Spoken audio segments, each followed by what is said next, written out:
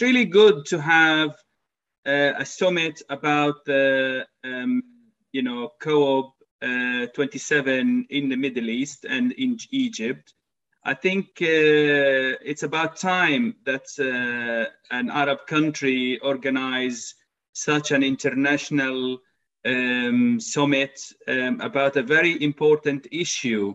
It's a concern for the whole world that the greenhouse effect, the temperature is rising, the use of fossil fuel, the dependency on carbon, protecting the ozone and protecting the environment, and also protecting humanity and helping the whole world to manage this crisis.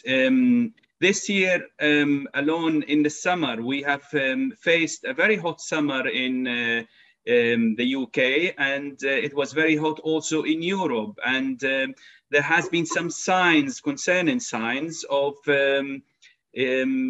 lack of rain, and also I think the sea level has increased all over the world. This would endanger sea life species, and also would make it very difficult for people who are not used to hot weather to climatize. And the climate change is a big issue in the wake of the war between Russia and Ukraine, and the rise of cost of living, the rise of cost of energy. The whole thing was dependent on countries engaging and cooperating with each other. The biggest industries basically changing their systems, relying on environment-friendly machineries, etc. And with the cost of living and the costs rising, and the petrol and energy crisis, I think it's going to become more challenging for countries to achieve their goal of zero emission. And I believe that this summit was very, very important to take place after the summit that took place in Scotland, in the UK, and to continue the efforts being made to help the environment all over the world. Now, I don't understand why there was a focus on other issues, and the attention was diverted from focusing on climate change and the issues that are specific and specialist in that area, into a human rights debate about certain cases that are in Egypt or in the Middle East or in some of the developing countries. I think you cannot expect such countries to be perfect.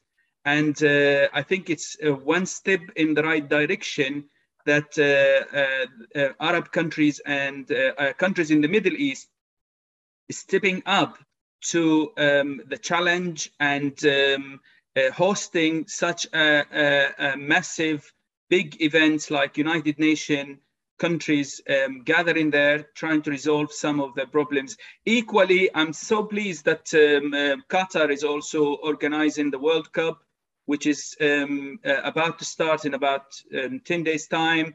And this is something to be proud of as well. I'm happy to take questions. I do have a master's in human rights and democratization as well. I am originally from Palestine, and I'm very engaged in the British politics. I'm a member of the Labour Party as well. So I like to focus on the positive side rather than be critical today. Okay.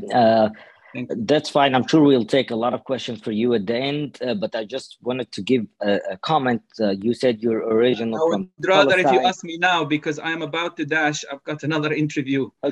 Okay. Well, that's fine. Well, I'm just personally wanted to, you said you're originally from Palestine, and you know very well about human rights, and you have a master's degree in that.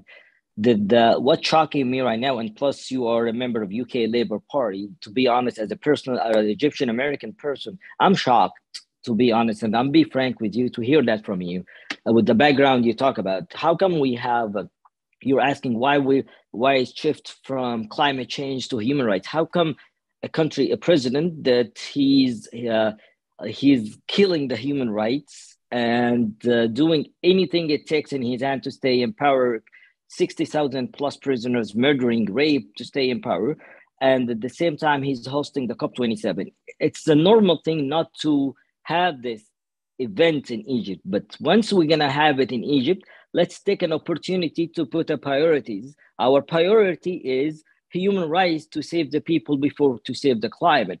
So when you talk about Palestinian in UK, like as I said, that your position and all that, I was expecting you, when you start talking, focus on how we can use COP27 to save the people of Egypt, that they would like to hear a word from you as well when it comes to that point. So that's my concern as Egyptian American, not as a moderator. Yes, but allow me to respond to you. Thank you very much for your comments. I didn't come to this show to criticize any country, and I'm an analyst. I'm not talking here as a politician. I don't have an agenda towards any country that is involved, and I'm entitled to my opinion. And basically, I'm here to talk about climate change and about environment. I'm not talking about politics here. All right.